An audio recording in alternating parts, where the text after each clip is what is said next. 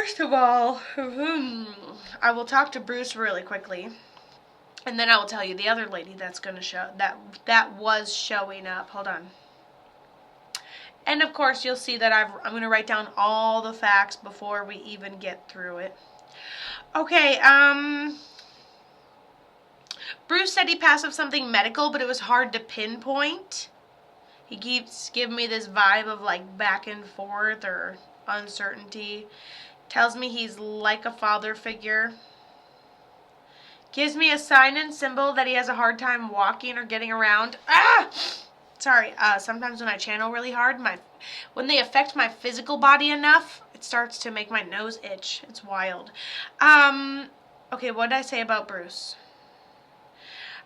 Bruce tells me he passed situationally or from something that was like basically you couldn't get out of, you know, like a sickness you can't get out of. I don't necessarily get a sign symbol for cancer. I get more of a sign symbol like he smoked forever and now it's like a lung thing. But anyways, like a situation that you can't really necessarily get out of kind of catches up to you. But I still feel like he passes before his time. Like he's a father figure. We don't want to lose him. And then he also says thank you, which is indicative that he was being taken care of toward the end of his life. So I see that you're correct, and I know I do so much talking. And then this older lady on the other side that was coming through gives me a classic sign symbol that she ended up passing of cancer. She knew essentially when she was going to pass. We knew of her decline. She goes like this and kind of shrugs it off, and this is my sign symbol for didn't get a chance to say goodbye, but it's no big deal because it's blah blah blah blah blah blah, you know, very nonchalant but also full of love. And that was this older lady on the other side for you. Woo-wee! Man, I can really just lay it all in there, can't I? And that's what this looks like. Just so you get a little screenshot of it, you guys on the tick of the talk. Yep, not sure of the older lady, right? Well, short hair, square glasses, they may even been like red glasses or colored glasses.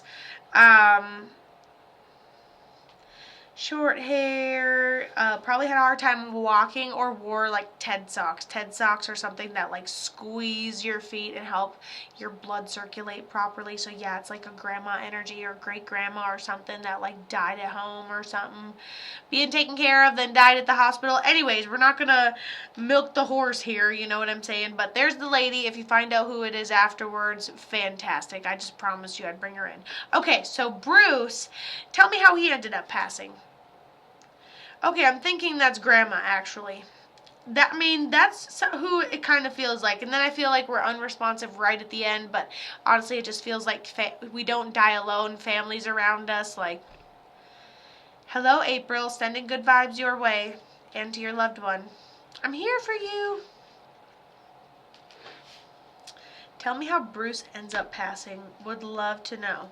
The lady says that she left behind jewelry, but I don't know if you would necessarily have the piece of jewelry.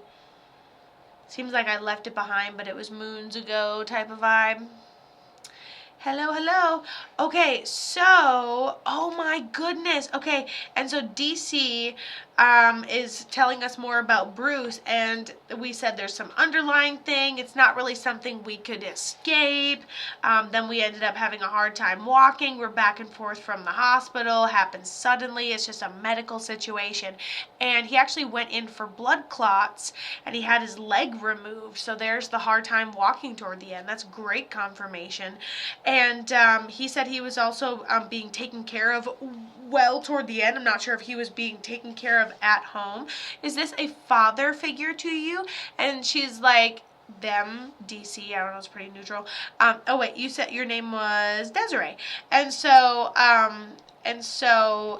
is this a father figure to you? Also, you get repeating numbers on the clock. He's like 1111, or like my number's 1023 that I see all the time, you know? And he says he's sending you a repeating number as a sign. He's your secondary guardian angel. He's my uncle by marriage. You guys must have got along perfectly. It's like you adopted each other. Okay, and then he talks about going back and forth from the hospital, which we confirm because of these blood clots. And then he also had said thank you. So when he's going back and and forth to these blood clots appointments. Someone's got to be taking care of him when he gets back home. So doesn't matter who that was. He says thank you, and he appreciates all that. And yeah, that's what he says. He appreciates all that. He goes, we were making special accommodations and everything. We had nothing, but we were making it work. He talks about how we got into the nitty gritty of our financials with his medical situation. Did my last spot get filled? I am checking right now. As of now, it did not. You absolutely can if you would like to get in. And just remember, it'll look a little different. It'll look a little different. Yeah, you said, oh my gosh, yep. Now you gotta tell me, this is the deal. I say cool things, you confirm why the cool things happened. So, sounds like he nailed it right on the head. She goes, oh my gosh, we were talking about this not long ago. Yeah, being in that predicament just because you were giving so much to be able to keep your loved one content and happy, and he's thankful for it, and you allowed him to die with a sense of dignity, and so he loves that. He says thank you. He appreciates you. He visits you in dreams. He's your secondary guardian angel, and keep paying attention to those numbers, and that's how he communicates with you. 100%. His wife took care of him, and he says thank you. He feels just very blessed, 100%. All across the board, he came through for you, and you were spot on. I mean, that's why I do this. I love it. I'm pretty good at it. Usually I have that outcome. Not to brag, but I love it. Thank you, DC.